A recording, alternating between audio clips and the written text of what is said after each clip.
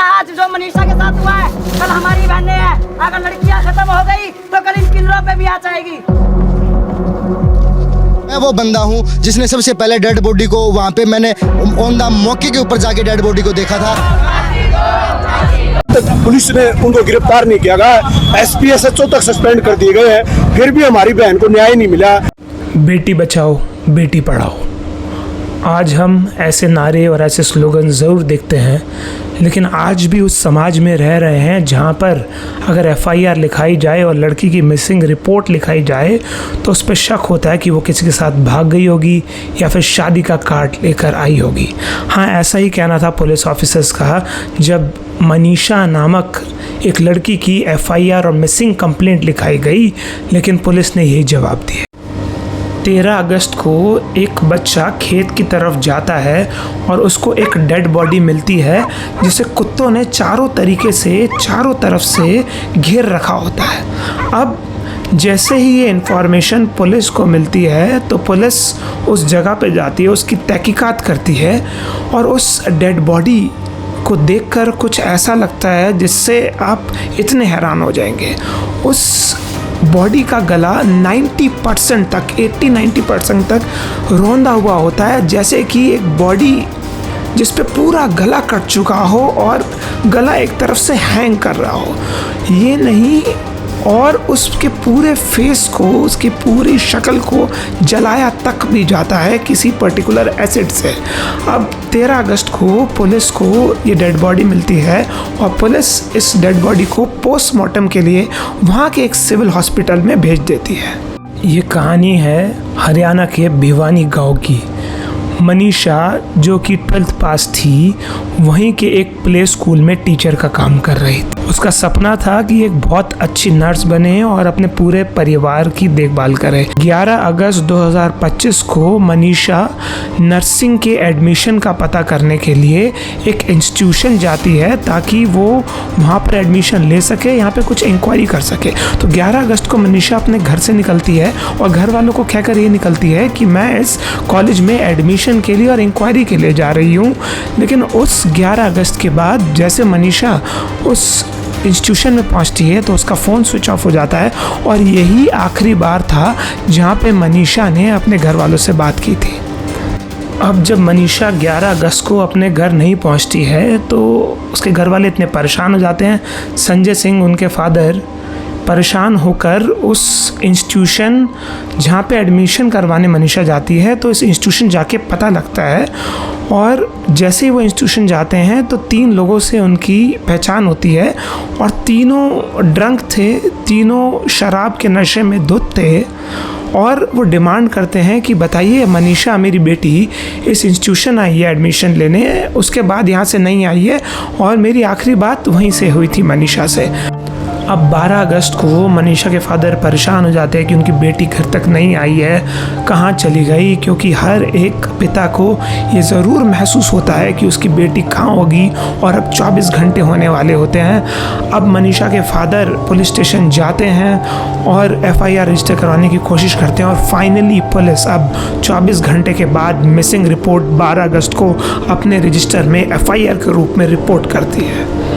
अब 14 अगस्त को बॉडी का पोस्टमार्टम होता है क्योंकि पब्लिक का आक्रोश, पब्लिक का एग्रेशन इतना ज़्यादा बढ़ गया था। पहली रिपोर्ट से पब्लिक बिल्कुल सेटिस्फाई नहीं थी, मनीषा के घर वाले बिल्कुल सेटिस्फाई नहीं थे।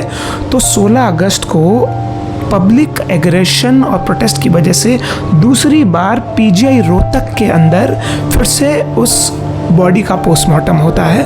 अब इस पोस्टमार्टम में साफ लिखा गया है कि पॉइजन कंज्यूम करने की वजह से मनीषा की डेथ हुई है। उसका गला किसी एनिमल बाइट से, जैसे कि उसकी डेड बॉडी के चारों तरफ कुत्ते देखे गए थे, उन्होंने ये घाव किया है। लेकिन क्वेश्चन ये आता है कि उस एनिमल मनीषा का गला और मुंह ही क्यों नोचा, बाकी पूरी बॉडी क्यों छोड़ दी।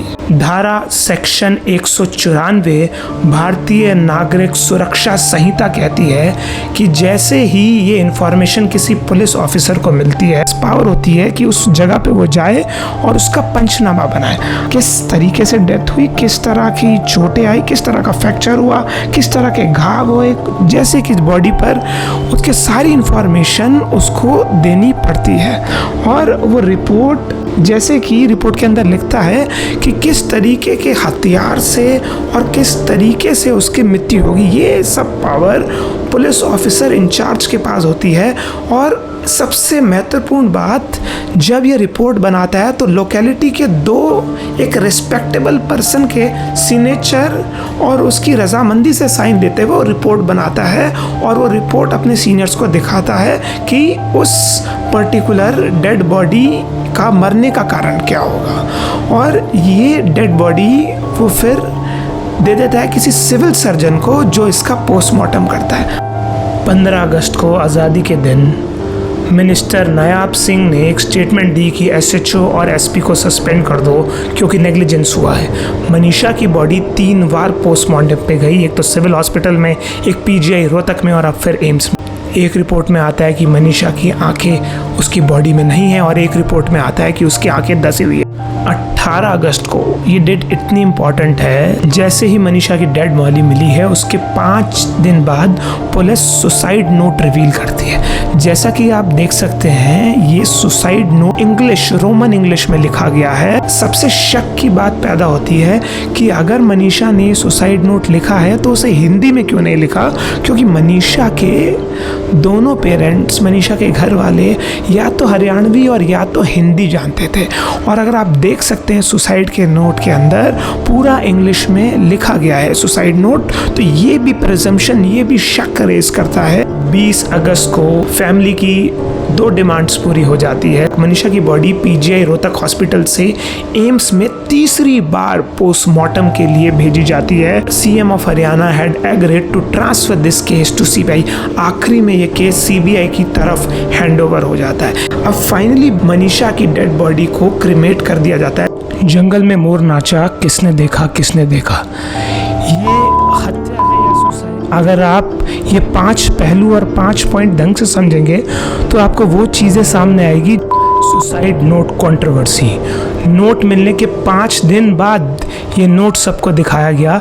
5 दिन तक ये नोट बिल्कुल छुपा के रखा, जबकि मनीषा के मम्मी पापा हरियाणवी और हिंदी समझते थे। तो रोमन इंग्लिश में जब ये दिखाया गया कि ये नोट मनीषा ने लिखा है तो पहला प्रिजम्पशन, पहला डाउट यहाँ क्रिएट होता है। तो मनीषा के फादर ने बोला कि अगर यहाँ पे मनीषा आई होगी तो उसका कोई सीसीटीवी फुटेज ज़रूर होगा, वो दिखाइए। लेकिन इंस्टीट्यूशन की अथॉरिटीज़ ने सीसीटीवी फुटेज दिखाने से बिल्कुल मना कर दिया कि हम सीसीटीवी फुटेज नहीं दिखाएंगे। पीजीआई रोहतक में पोस्टमार्टम रिपोर्ट मनीषा के है और 2 मार्क्स उसकी गर्दन पे और उसके घुटनों पे मिले हैं और किसी एनिमल की वजह से उसका ये हाल हुआ है और किसी शार्प वेपन से उसको नहीं मारा गया है। Phone on off controversy, Manisha का फ़ोन बार बार ऑन ऑफ हो रहा था।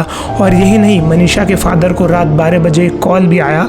अगर मनीषा मर चुकी थी तो वो आखिरी कॉल आखिर किसने किया? पॉइजन थ्योरी कंट्रोवर्सी, मनीषा ने अगर पॉइजन कंज्यूम किया तो वो पॉइजन की बोतल आखिर क्यों किसी को कभी भी नहीं मिली? और अगर मनीषा ने पॉइजन कंज्यूम किया तो स्कूल से खेत तक 2 किलोमीटर की दूरी पर कभी कोई बोतल क्यों नहीं मिली?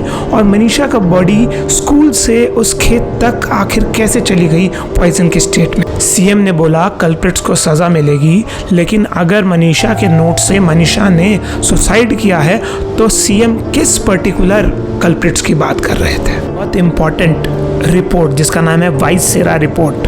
ये रिपोर्ट बॉडी में पॉइजन के बारे में बताती है और इसको कम से कम 24 से 48 घंटे लगते हैं रिपोर्ट आने में, लेकिन ये रिपोर्ट 24 से 48 घंटे पहले आ गई। क्यों इस रिपोर्ट को जल्दी सामने लाया गया? ये कहा जाता है कि पॉइजन खाने के बाद इंसान से झाग निकलता है, लेकिन मनीषा के मुंह से झाग नहीं रिपोर्ट किया गया।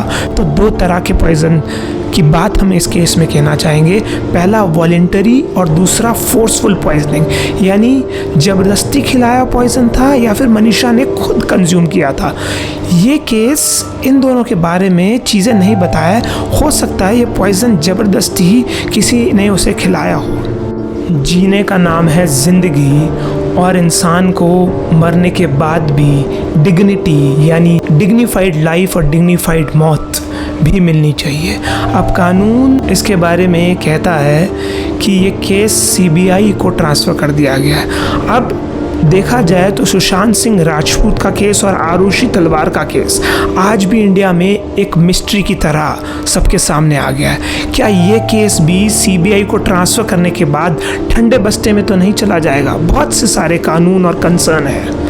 आज हम बात करते हैं उस देश की बेटी की जो हो सकता है पढ़ाई लिखाई कर कर इस देश को बहुत अच्छा बना सकती थी।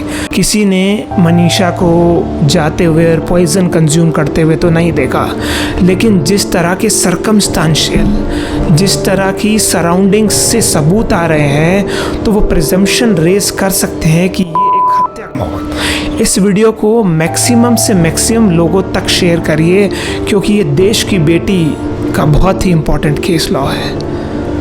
अगर आपको ऐसा ही केस लॉ देखना है तो अगर आप ऊपर क्लिक करेंगे तो आपको अरुणा शानबॉग का केस मिलेगा और आप देखेंगे कि कैसे 42 साल तक अरुणा ने ज़िंदगी और मौत के बीच में अपनी ज़िंदगी गुजारी। हम यहाँ से आपसे विदाई लेते हैं और आपको अगले केस में मिलेंगे ऐसे ही अनकही कहानियों के साथ। तब तक के लिए नमस्कार, जय हिंद।